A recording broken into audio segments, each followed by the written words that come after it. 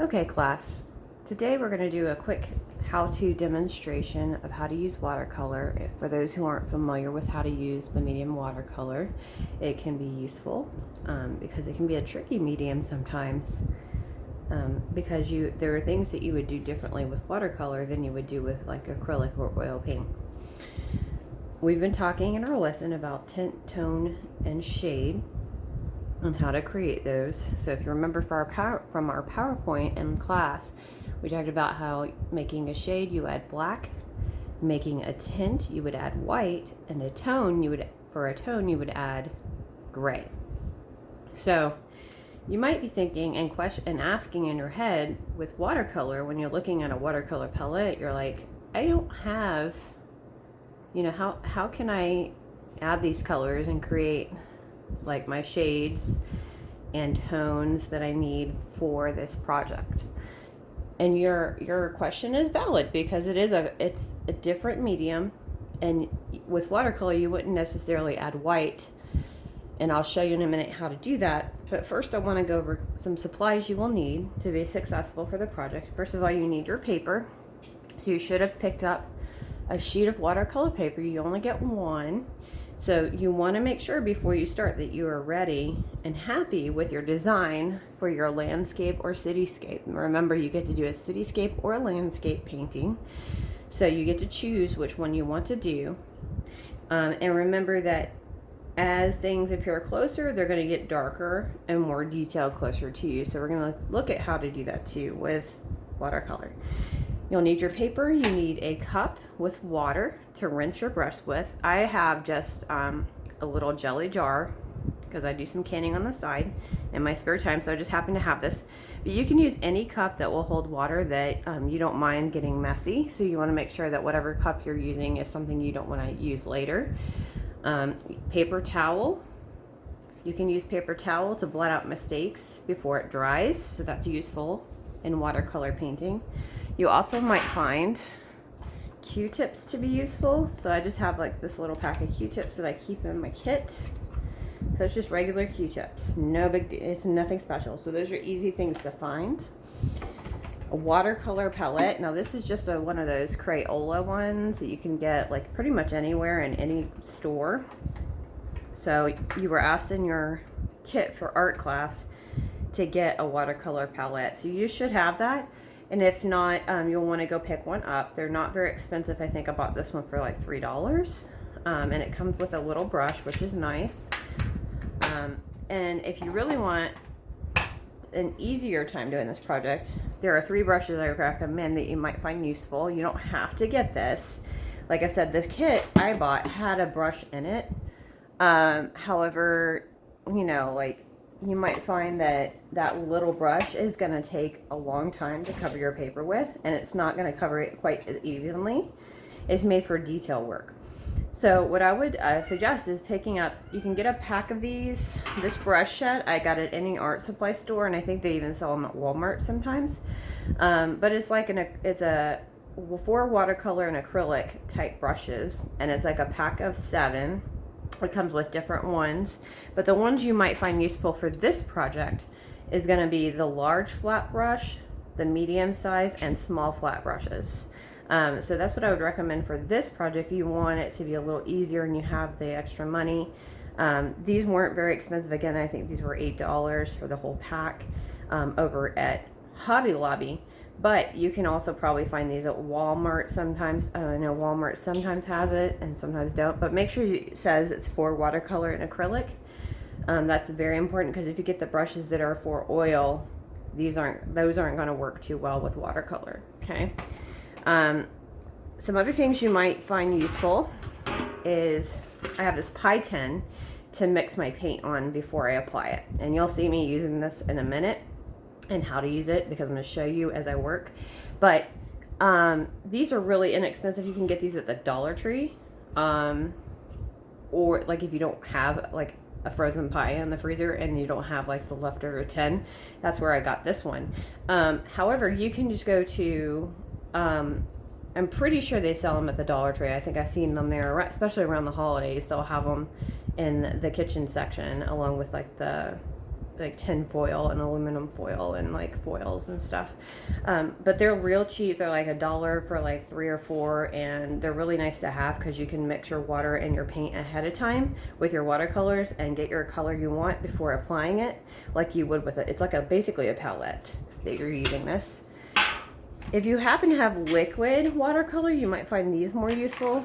So if you're like watercolor and like art, and you happen to have, this is not required for this project, by the way, but if you happen to have liquid or powdered watercolors, and you already have like the pigments, you can use like an old egg carton. Now the paper ones don't work, but the styrofoams work really well. This one was like a 18 count styrofoam egg carton. I just washed it after I was done using all my eggs out of it, and then I cut it in half, and so I have like a half palette here. And you can use your watercolor and water ratios, so you would add more water for lighter colors, less water for darker colors, and you could set up your tones and your shades ahead of time with your pigments if you happen to have the powder or liquid watercolor, and then all you have to do is paint. It's a lot easier if you do have that. There's also these guys that are, I think they sell them at Walmart now, and any art supply store. I think this was like $2 for a pack of 5 or 6. These are the plastic watercolor palette things, or I think you can use these for acrylic too, but they're just called palettes, plastic palettes. They're just supposed to be disposable, but I always wash these and reuse them.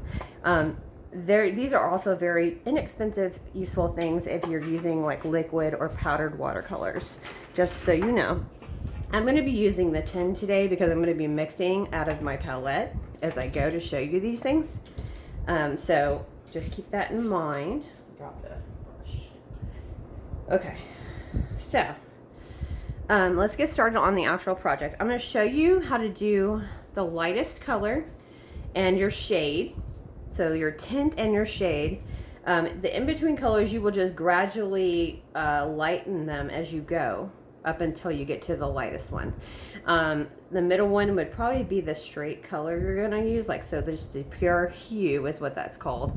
So the color in its true form is called a hue. You're gonna just make sure that that is their middle ground so that you have something between that makes sense. And I'll show you real quick. Like, I don't want to take up too much of your time because I want you to have time to work today in class. But, all right, so you see, in my palette, I don't even have a white, and that's okay because we won't really use white. Some palettes do include a white. I wouldn't recommend using white, and here's why. White in watercolor tends to not really make it white. What it really usually does is muddy your color a little bit and makes it a bit more cloudy, and that's not really what you want to do with this project. You want your lightest, your tint to be like a light color. You don't want it to be a cloudy color. And so what I'm going to do first is show you how to make your tint, your lightest color, using watercolor. So I'm going to get my water cup. All right, got my water cup here, and I'm going to take my large brush, my large flat brush, and I'm going to use blue, only because I feel like with the blue, you guys are going to be able to see it on the camera a little bit more as I'm mixing. So I'm going to add water to my palette. You're going to lead with the tint. So with watercolor, the more water you add, the lighter your color is going to be. So I'm going to add my hue in there. It's probably good for now. Put this over here to the side where I can get to it easily. I'm going to add more water. And let me move the water cup so you can see my hand in this thing. Okay. So I've got my large flat brush and my water. I'm going to apply my light color. And the more you spread this color out, the lighter it's going to get also. So the more water you add, the lighter it gets in when you're mixing. And also, as you spread your color thinner, you can create a very light shade, or I'm sorry, a very light color, your tint. Okay, you're making a tint of blue here. It's going to be very light. And then if you have a littler brush, you can go back and get these smaller areas with it. So I'm going to get a little more paint. We see how light and thin I'm making this though. And as I apply the other bit, it makes it a little darker. You want this one to be pretty light. So I'm going to keep spreading it out. Add a little more water to spread it thinner. You see how I did that? I just stuck some water on it and kept spreading it over. That is how you're going to create a tint using watercolor. You're not going to add white like we would with acrylic or oil paint, okay? But you had to understand what a tint was and how to create it normally before we could get to this stage, okay? And I'm going to grab my Q-tip. You can also do this with a paper towel if you don't have Q-tips, it's okay. And I'm going to get as much of this out because I kind of messed up there. See how it's coming out a little bit? You can get water and dab it and it'll remove it for you. See, it's removing some of that blue I didn't want in this layer. Okay, so you can see I have a I'll pull it up so you can see it a little better in the camera, but it's very, very light, guys, like very light. Okay, so that's how you create your tint. You're just gonna smooth out the paint as much as possible across, so you can even do even more faint and spread the paint even more out. If you didn't even want it that dark of a blue and you want it super light, you can do that. It's like barely visible blue, okay? So that, in between each layer, it's a good idea to rinse your brush out with water and then blot it out on the paper towel just to kind of make sure you're getting all the pigment out of your brush, and then do it a couple times like this. Okay, I'm going to show you how to do your shade. It's going to be probably the trickiest. I've got my water and my blue. I'm going to stick, again, you get to pick one color. You don't have to do blue. You can do whatever you want. However, you want to make sure that you stick to one color. Otherwise, it's going to look, this won't look successful if you just use a bunch of different colors. So with blue, to create a shade, what do we add? Do you remember? I just said it a little while ago. We add the color black to create a shade, right? Depending on how dark you want your bottommost layer to be, which would be this one down here, which would be the closest to you. Remember, as things get closer to you, they appear darker. And they also have more detail. So I think your shade is going to be probably your most challenging one, because you're going to need to decide how dark you want your colors. And this is why I'm showing you how to do your lightest color and your darkest color first, because you want to decide how dark do I want to go dark and how light do I want to go light, because your in-between colors are going to gradually get to from the darkest to the lightest. So these are very important decisions to make ahead of time. So I'm going to show you. Make sure you can see it. Yes, you can. So you're going to just take your brush and spread out your dark color. Again, you might have to add more than one layer of this. Why? Because this is your darkest shade of blue. So you're going to probably have to keep adding paint on top of this to create your dark color on this one. And let me add more water to my palette. Okay. And again, if you don't have a palette, but you have like the watercolor, like the tubes of watercolor at home, or you have the powder that you can put water in and make watercolor. If you're a fancy artist and you have all that, you can make this in a palette ahead of time and decide these things ahead of time and then just paint. And it's, you know, again, you have to make sure you clean your brush in between so you don't mix colors by accident. But you have the shade here. And again, I'm just adding blue and black together right now. Nothing else. Blue and black, probably lots of black. I think I might not be putting, let me try putting a lot more black in here. There we go. See how much darker that is on here? Okay.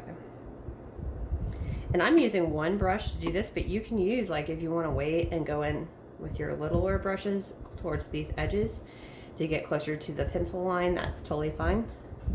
But one thing about being close is it's kind of more detail, right? So if you're looking at this, you see how I'm kind of taking my brush and doing, like, I'm kind of dabbing it like this. This gives your closer, like your most close to you layer, you want to give it an appearance, if you can, of having more detail, right? Because it's not just about the color, it's about the details. If you do this with your brush, like dab it like this, it's going to look like a little bit more. It's going to give it some texture, is what it does. And it's going to give it the appearance of having detail.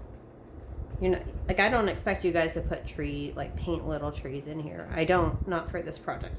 If you want to, oh yeah, go for it. Knock yourself out, do it. But I'm just putting in like the appearance of detail by doing this with my brush. It's totally easy to do. You just go up and down with your brush on top of it. I'm still adding more, and you can even add more dark tones on top doing that. I'm gonna mix more paint. Okay, I wanna get this video wrapped up for you guys so you can practice and do this, okay? And it's probably a good idea, since you're getting one piece of paper from the school and your pickup, so you want to make sure you know like exactly what your plan is before you start this, because you're not going to be able to do it over again. You're not getting another sheet of paper to start over. So you might just gonna want to get like a plain white piece of paper and like try these things before, like try your colors out, try making a shade on a white piece of paper ahead of time, see what the colors look like on white paper, and then apply it to your watercolor paper when you're ready and confident that you know what colors you're looking for, because you don't want to like say, okay, I know, and then mess up and then go, oh gosh, like I really messed this up, and it doesn't look good.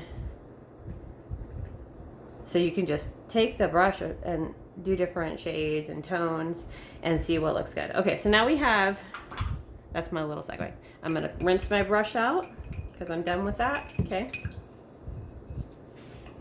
And you might wanna work harder at making this all real dark. I didn't really do that, and I can go back and just add. The reason we mix ahead of time instead of, you know, some people will layer colors on top of each other. It doesn't really work with watercolor as much if you want a solid color.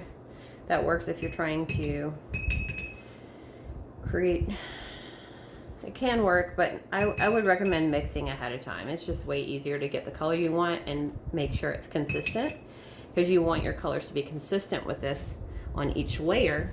You see I'm taking my paper towel here and I'm blotting out colors that got splattered on my other layers here.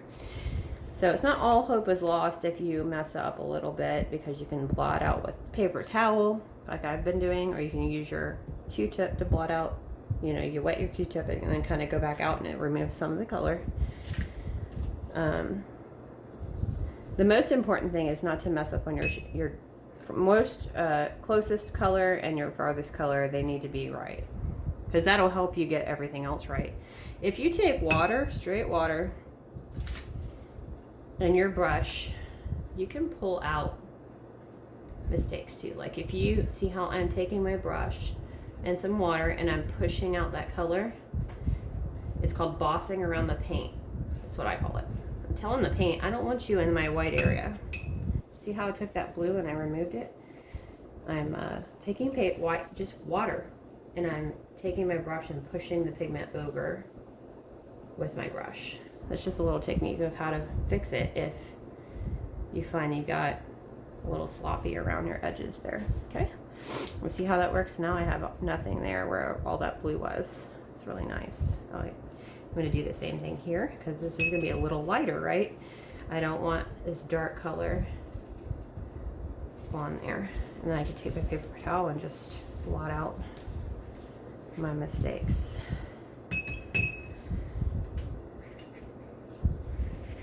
Okay, so now we have our tone, our lightest shade of tone, and our darkest shade of shade. Your middle color is more likely just going to be straight pigment, unless you just want a really dark scheme. Like if you want a darker scheme, you have to go real dark. So I would suggest starting with your darkest color, get your light color in there, and then make sure that your colors progress like to the lightest color from your darkest color. That's going to look the best and look like atmospheric perspective is what we're trying to perceive, like capture in 2D form. So we're trying to give the illusion of atmospheric perspective. And if we do that, excuse me, I just woke up and haven't had much coffee. Excuse Miss Nation.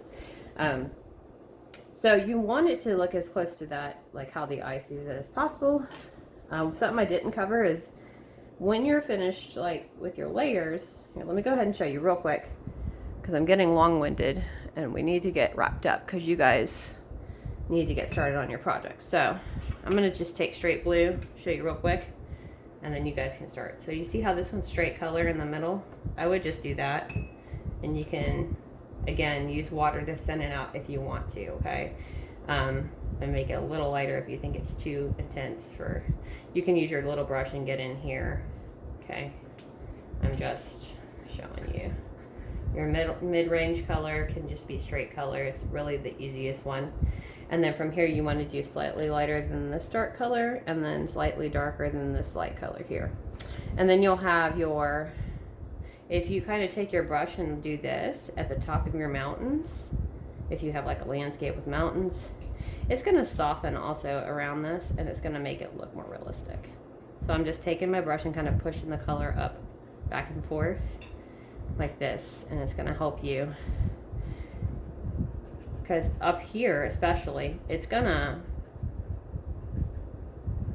soften your lines a little bit, and as things move farther away, they get blurrier, right? It's going to give it that effect too, okay? All right. So that is it. I'm gonna, basically we'll just fill in your other two colors and that would be the project. Remember, you have to have five different sections of either a cityscape or a landscape to get all your points. And it needs to be completely filled in. All the color needs to be present. There's no white spots showing through. You need to have consistency and darkest to lightest all the way up.